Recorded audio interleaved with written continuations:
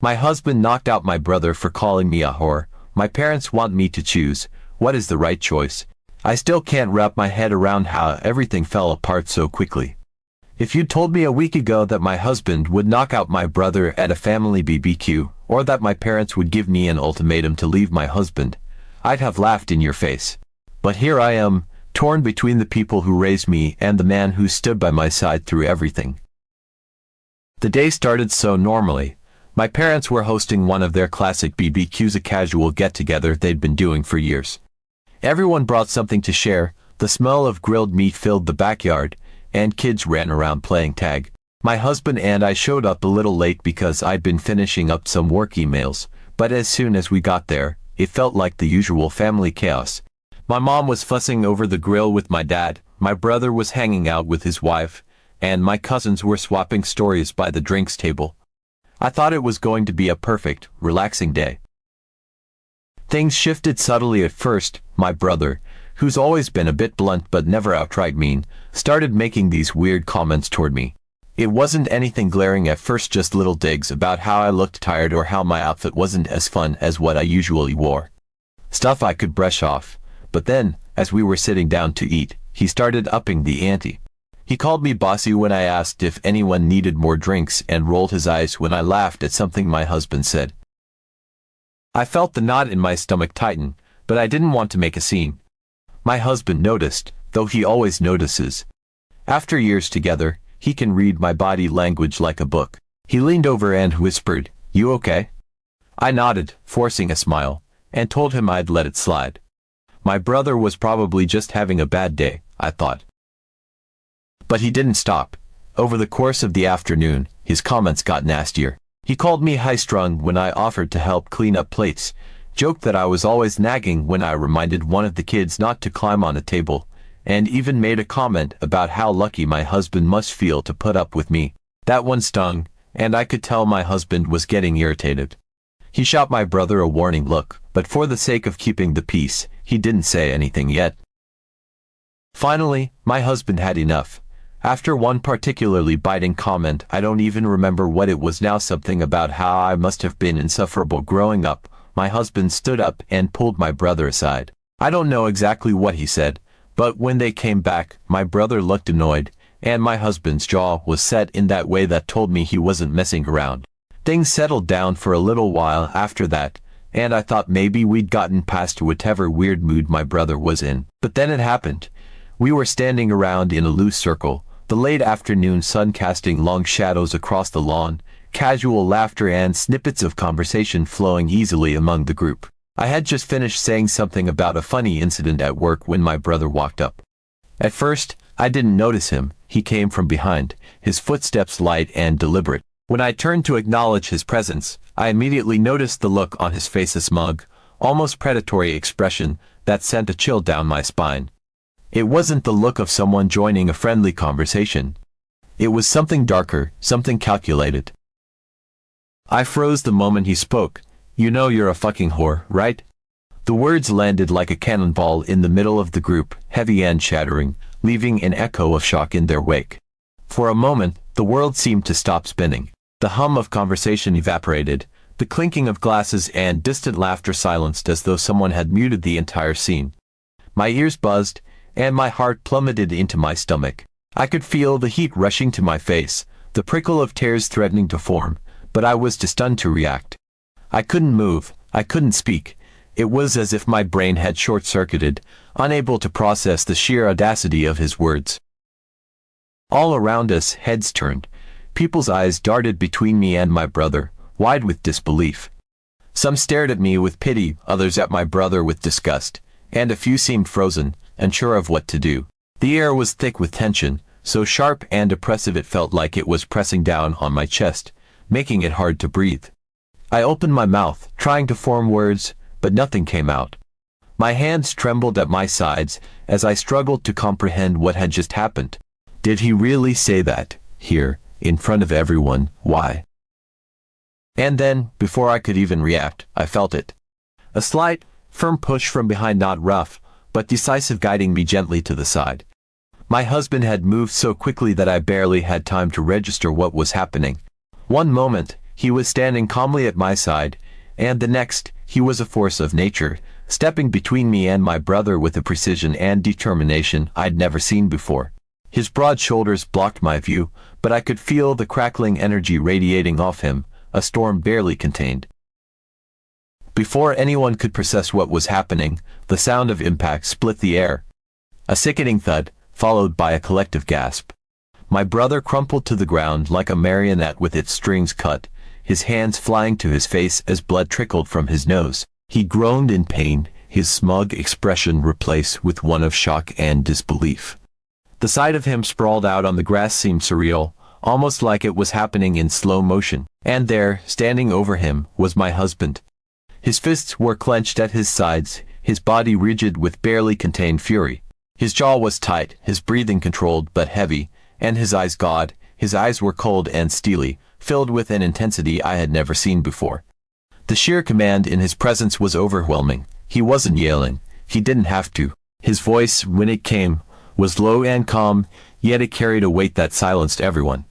"I warned you," he said, each word deliberate, like a blade slicing through the tension in the air. "You don't talk to my wife like that." Chaos erupted. My mom screamed, rushing over to my brother, who was groaning and clutching his face. My dad was yelling something, but I couldn't even make out the words over the sound of my own heartbeat pounding in my ears. My husband, unfazed, turned to me and asked, "You okay?" I nodded, still too shocked to speak. My parents were livid. My mom kept shouting at my husband, calling him a violent brute and demanding that he apologize. My dad threatened to call the police, saying he'd press charges for assault. My husband didn't back down. "Go ahead," he said, his voice still calm. "But you should have stopped your son when he started disrespecting your daughter." The rest of the BBQ was a blur. My husband and I left soon after that, and the car ride home was quiet. I could tell my husband felt bad not for what he'd done, but for putting me in such an awkward position. When we got home, he apologized to me, saying he wished it hadn't come to that, but he wasn't sorry for defending me. I asked him to stop, he said, his voice firm. He didn't listen. He got what he deserved. The real fallout came the next day. My parents called me in the late morning, their voices unusually curt and serious from the moment I picked up. I had barely slept the night before, tossing and turning as I replayed the events at the BBQ over and over in my mind. I still hadn't fully processed everything: the humiliation of my brother's words, the way my husband had stepped in so fiercely, and the stunned, angry reactions of everyone around us. But as soon as my mom started talking, I realized the real storm was just beginning. Her tone was clipped, laced with disappointment and frustration.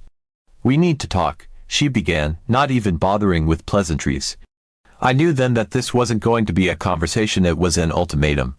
She didn't waste time getting to the point.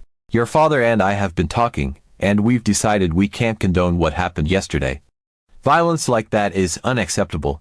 We raised you better than to support someone who thinks it's okay to act that way." Her words hit me like a punch to the gut. I tried to interrupt, to defend my husband, but she steamrolled right over me. "You have to make a choice," she said firmly. "Either you leave him, or we're done. No more family gatherings, no more help, no more contact. We won't be part of your life if you're going to stay with someone who behaves like that." I was stunned. My breath caught in my throat, and I felt the tears welling up almost instantly. My mom had always been my rock, the person I turned to for advice and support. And now she was telling me that if I didn't leave my husband, she and my dad would cut me off completely. The certainty in her voice was chilling. This wasn't a bluff, they meant it. "Mom," I said, my voice shaking, "you can't be serious." He was defending me. "Do you even understand what happened? Do you know what he said to me?" I tried to explain, my words tumbling out in a rush. I told her about the relentless insults, the way my brother had spent the entire day tearing me down, and how he had capped it off by calling me something so vile in front of everyone. I told her about how my husband had warned him, how he had tried to de-escalate before it got to that point, but she didn't want to hear it. "We're your family," she snapped, her voice cutting through my explanation like a knife. "How can you side with someone who hurt your brother? Family comes first, always. What your brother said was wrong, But your husband didn't have to hit him. That's crossing the line. I was at a loss for words. How could they not see what my brother had done? How could they not understand how humiliating and degrading it had been to be spoken to like that, to have my character attacked in front of everyone I cared about? And how could they not see that my husband had been standing up for me, defending me in a way that no one else at that party had? The thing is, I don't blame my husband, not one bit. My brother crossed every possible line, and my husband did what he felt he had to do to protect me. I've never seen him act like that before, never seen him so angry, so ready to defend me at all costs. My husband is usually the calmest, kindest person I know. He's the type of man who goes out of his way to avoid confrontation, who thinks carefully before he speaks, who always tries to find a peaceful solution. But that day, when my brother called me something so vile, I could see it in his eyes. It wasn't just anger, it was hurt. It physically hurt him to hear someone speak to me like that, and it pushed him to a place I don't think he'd ever been before. When he hit my brother, it wasn't out of malice or cruelty. It was out of a deep, unwavering love for me and a refusal to let anyone, family or not, disrespect me in such a way. He doesn't regret it, and honestly, I don't think he should. My brother deserved to face the consequences of his actions, and my husband made sure he did. Yet, here I was, listening to my parents frame it as though my husband were some kind of monster, a violent brute who couldn't control himself. It felt so deeply unfair, so fundamentally wrong, and I didn't know how to make them see that. Every time I tried to defend him, my mom cut me off. "You're not seeing the bigger picture," she said. "He's your husband now, but what happens if he turns that anger on you someday? What if this is just the beginning?" Her words stung because they couldn't have been further from the truth. My husband had never so much as raised his voice at me in anger, let alone laid a hand on me. The very idea was absurd, but she wouldn't listen. To her and my dad, my husband's actions were inexcusable, and my brother's behavior was secondary at best. By the time I hung up the phone, I was shaking with frustration, anger, and sadness. My parents had always been my safe haven, the people I could turn to no matter what, and now they were telling me that if I didn't leave the man I loved, the man who had stood up for me when no one else did, they would cut me out of their lives entirely. It felt like my entire world was crumbling, and I had no idea how to put the pieces back together. But now I'm stuck. My parents are serious about their ultimatum, and my husband isn't willing to apologize. He says he's done trying to appease people who clearly don't respect him or our marriage. I'm terrified of losing my family. I've always been so close to them, and the thought of being cut off feels like losing a piece of myself. But I also can't imagine my life without my husband. He's my partner, my rock, the person who's always had my back. I don't know what to do. Every decision feels like a betrayal of someone I love. Update. First, I want to thank everyone for the overwhelming support and the constructive feedback. I've read every message, every comment, and it's truly helped me process this roller coaster of emotions. I also want to apologize if my initial post came off as unclear or poorly worded. I wasn't in the best emotional state when I wrote it, and honestly, I'm still trying to navigate everything that's happening. This has been one of the most challenging periods of my life, and I'm doing my best to take it one step at a time. To clarify, my husband is my choice. He has always been my choice, and at no point have I considered leaving him. He's been my unwavering source of love and support, and while I know some people think what he did was wrong, I can't bring myself to blame him for standing up for me.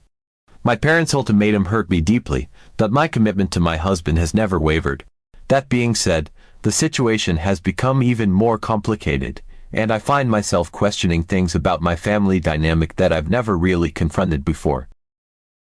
It all came to a head when my parents invited me over for a talk. They made it clear that they didn't want my husband there, and while I understand why they might feel that way, their request didn't sit right with me or with my husband. He flat out refused to let me go alone. He said he wasn't trying to control me, but he wasn't going to let me walk into a situation where he felt I'd be cornered, manipulated, or emotionally piled on. His concern came from a place of love and protection, and after everything that had happened, I couldn't disagree with him, so we went together. Walking into my parents' house felt surreal.